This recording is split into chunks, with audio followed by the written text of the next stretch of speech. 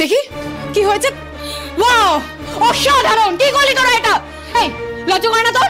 এমনিতে আমার জীবন শেষ করে দিচ্ছিস, তারপর এসব করে আছিস, ইচ্ছে করে করছিস না তুই এসব? একটু সসই তো পড়ছে, ধুলে উঠে যাবে। চুপ, একদম চুপ। দুধি ভুল করে ফেলেছে, ছোট্ট মানুষ, প্লিজ এটা নিয়ে রিঅ্যাক্ট করো না। রিঅ্যাক্ট করবো না মানে? এত বটর বটর কথা কেন বলছে? ইচ্ছে তো করছে ঠাকিয়ে চল।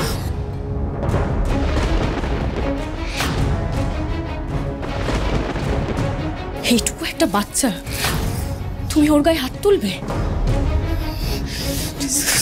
দুধি, মা গো, তুমি যা বলছো তোমার সব কাজ আমি সম্মত করে দিচ্ছি। একটা ছোট্ট আশা নিয়ে যাই, ওই ছোট বাচ্চাটাকে তুমি একটু ভালোবাসবে, একটু ভালো ব্যবহার করবে ওর সঙ্গে।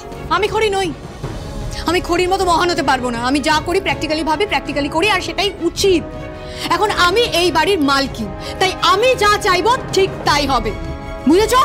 আর আমি যখন চাইবো না তোমাদের সবাইকে, এই যারা যারা আশ্রিত ফাশ্রিত রয়েছে, বড় বাচ্চা সবাইকে এই বাড়ি থেকে ঘাট ধাক্কা দিয়ে বের করে দেবো। তার আর দরকার পড়বে না দুটি।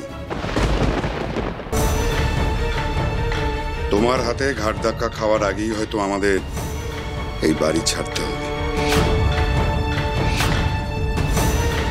মানে এসব তুমি কি বলছো ঠাকুরপো? রাহুল সেনগুপ্ত আছেন? না, রাহুল সেনগুপ্ত নেই, আমি রয়েছে। আমায় বলুন, আমি ওনার ওয়াইফ। কি হয়েছে? কোর্টের নোটিশ আছে ম্যাডাম। উনি এই প্রপার্টি আর বাড়ি মর্টগেজ রেখে মার্কেট থেকে 300 কোটি টাকার লোন নিয়েছেন।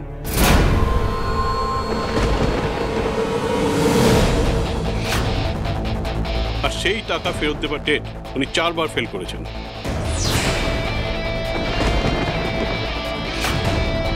এবং শর্ত অনুযায়ী ওই টাকা যদি উনি ফেরত দিতে না পারেন, তাহলে 7 দিনের মধ্যেই আপনাদের বাড়ি, আপনাদের বিজনেস সবকিছু নিলাম হবে।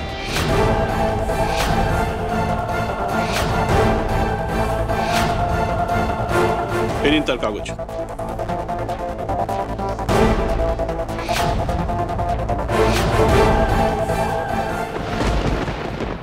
নিলাম হবে মানে? এই বাড়ি ব্যবসা তো রাহুলের একার নয়, পুরো সিংহরায় পরিবারের। রাহুল আমাদের সমস্ত প্রপার্টি আর এই বাড়িকে মর্টগেজ রেখে হিউজ টাকা লোন করেছে, তাও আমাদের না জানিয়ে। তাই ওর ভুলের শাস্তি এখন আমাদের সবাইকে পেতে হবে। সবকিছু হারিয়ে আমাদের এখন সবাইকে রাস্তায় দাঁড়াতে হবে।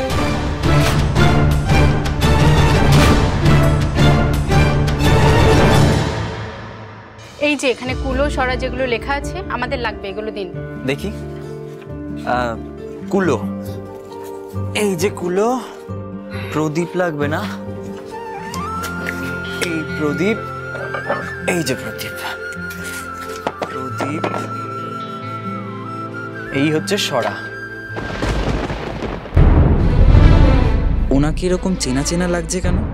মুখটাও তো দেখতে পাচ্ছি না ঠিক করে। কে উনি? আরে একটু তাড়াতাড়ি করুন প্লিজ, আমাদের তাড়া আছে। হ্যাঁ দিচ্ছি। বড় প্রদীপ না? বড় প্রদীপ 3টে।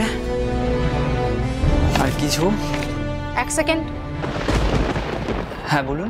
এসব তো আমাদের পুরনো আর্টিস্টের কাজ বলে মনে হচ্ছে না। এগুলো তো আমি আগে দেখিনি। এগুলো অন্য কারো করা, তাই না? হ্যাঁ, আসলে আমাদের যে আর্টিস্ট, মানে আমার খড়ি দিদি, আজ 1 বছর হলো নেই। নেই মানে? মানে খড়ি দিদি আমাদেরকে ছেড়ে চলে গেছে। তারপর থেকে আমরাই এই দোকানটা দেখাশোনা করছি। আমার জামাইবাবু মানে খড়ি দিদির বর এই দোকানে থাকে। আর এই আঁকাগুলো এই পাড়ার বাচ্চারাই এঁকেছে, আর জামাইবাবু ওদেরকে আঁকা শেখাচ্ছে। আরে না না, এগুলো আগের মতো না, ঠিক পছন্দ হচ্ছে না, আমরা এগুলো নেব না। ম্যাডাম, ম্যাডাম, এখানে ভালো কিছু নেই, চলুন অন্য জায়গায় গিয়ে দেখি। না না দাঁড়াও, বাচ্চাদের আঁকাগুলো সিম্পল হলেও বেশ ইউনিক, আমার ভালো লেগেছে। আমি এগুলোই নেব। আপনার সত্যি ভালো লেগেছে? না হলে কেন বলছি? অবান্তর প্রশ্ন করো না, প্যাক করাও জিনিসগুলো আর বিলটা চাও, যাও।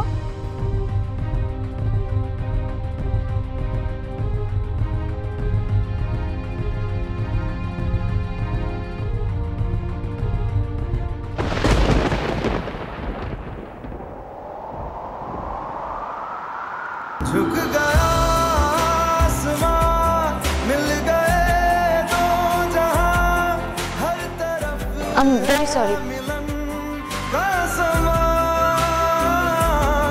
डोलियां है सजी, खुशबुएं हर कहीं, पढ़ने आया खुदा खुद यहाँ।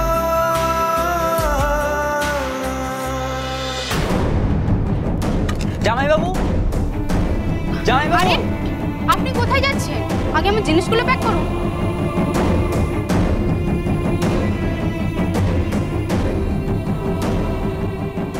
খড়ি শুধু লোকেট করলেই হবে না বীর, ওদের উপর কড়া নজর রাখো, আজকে কোনোভাবেই যাতে পালাতে না পারে। ইয়েস ম্যাডাম, আপনি কিচ্ছু চিন্তা করবেন না। কিন্তু ম্যাডাম, ওরা না কারোর উপর নজর রাখছে। ওদের ওপর কড়া নজর রাখো বীর, কাদের সাথে কথা বলছে, কোথায় যাচ্ছে, সবটা খেয়াল করো। আমি এক্ষুনি আসছি। কেন মনে হলো উনি খড়ি ছিলেন? উনি খড়ি ছিলেন। হ্যাঁ, আমার চোখ ভুল করতে পারে না। খড়ি, আপনি কোথায় ছিলেন এতক্ষণ? আমি গাড়ি এখানে পার্ক করে রেখে গোটা বাজার একবার ঘুরে এলাম, তাও আপনাকে কোথাও দেখলাম না। ময়নাক, এখানে না দাঁড়িয়ে কথা বলার সময় নেই, লেটস গো।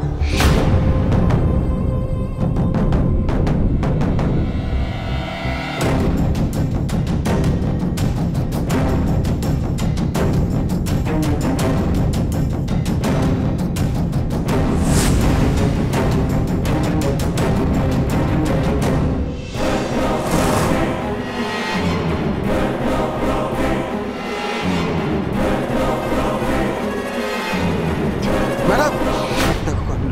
এদিকে আসো। আচ্ছা চলুন। কি হলো ম্যাডাম, আপনি আবার এদিকে নিয়ে এলেন না আমাকে? ওই গুন্ডাগুলো ওই গাড়িটাকে ফলো করছে বীর। আগের দিন ওদের গ্যাং মেম্বারকে চেস করার সময় ওই গাড়িটাকে আমি দেখেছিলাম।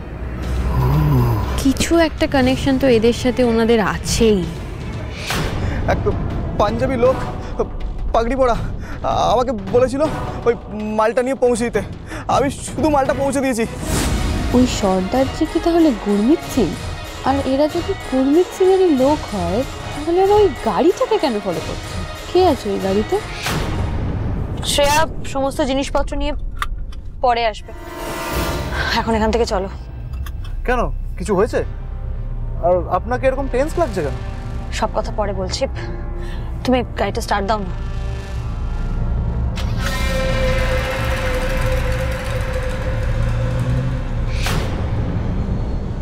খড়ি, ঋদ্ধিমান সিং ওরা এখানে কি করছে? খড়ি,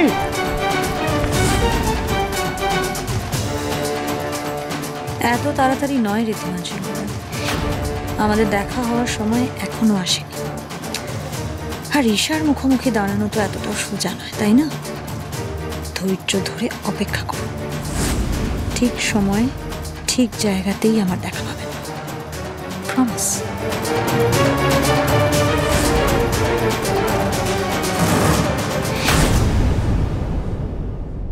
গেস্ট লিস্ট অনুযায়ী সবাই চলে এসেছে, তাহলে গেটটা বন্ধ করে দিতে বলি। এখনো একজনের আশা বাকি আছে। কে ম্যাডাম?